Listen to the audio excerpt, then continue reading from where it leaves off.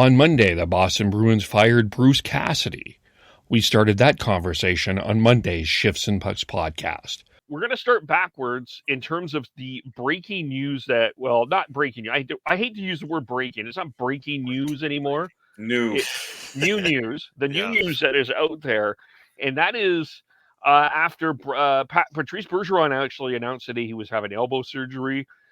Charlie McAvoy is out now. He's going to be out for 4 to 6 months. Brad Marchand is going to be out for a while too.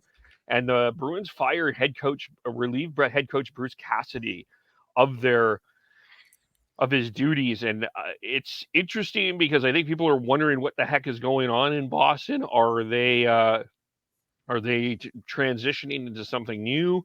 There's a bunch of new coaches out there. What are we thinking is going on in Boston? Tank.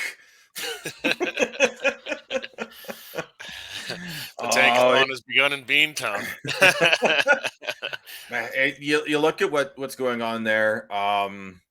Marchand is out with a hip surgery. So even when he's back, I think the timeline is 6 months. He won't be at 100%. He won't be at the skilled Brad Marchand that everyone knows. He'll still be the asshole Brad Marchand everyone knows. We all know that. But the skilled part, I don't think will come back for at all next to the level we know he can play at next season at all. I don't think. Let alone you've got Charlie McAvoy out long term. Let alone they don't know what's going on with Patrice Bergeron. If Bergeron decides to retire, like they have no one. They have their best center is Charlie Coyle. Yeah. So sorry. Finish up there, Sean. I just look at that and I go, what? Like, it's next season's definitely a write-off unless they make some big moves here in the offseason. But at that point, what's the better long-term idea? Do you just write off next season and hope that you can get a top pick and build through the draft? They have Nick Foligno, who's a UFA after this upcoming season, along with Craig Smith, Eric Holla, Thomas Nosek, and Chris Wagner, and Connor Clifton. Can they find a way to move on from them to build some draft capital? Let alone you could do. I know we all know that Jake DeBrusk wants out as well. So I look at that and I just like with them going towards. I think the firing of Bruce Cassidy to me signals that they are more in a rebuild mode now more than anything else. They've been trying to get younger incrementally, but I think it's time to make a big step in that direction for the Bruins. They've Pasternak is also a UFA going into after this upcoming season.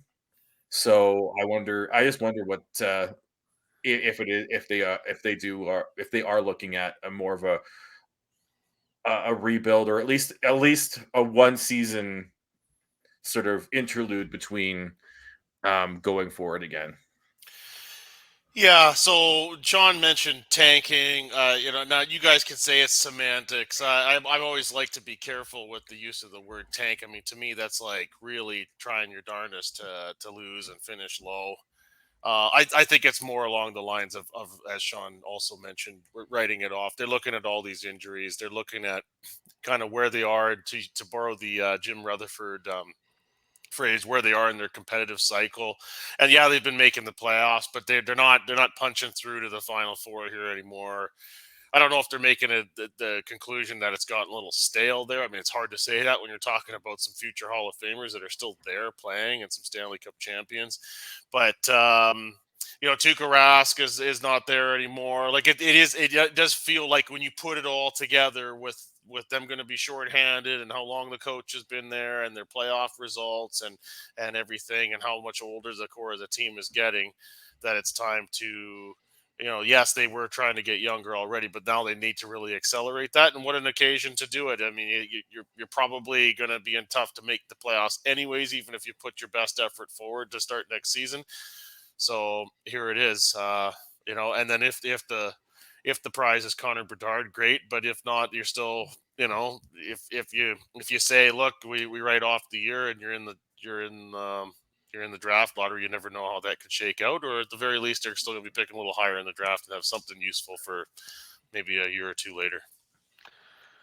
Yeah, it's I'm here. I'm reading a lot of things. One of the things that we'll get to management here in a second, but it's.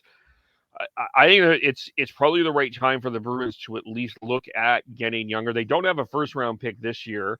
They're the prospect, of course, that I think everybody has the eye on there is Vancouver Giants were Fabian Lysell, the likely replacement if and when David Pastrnak leaves. It seems to be so we'll see where he's at.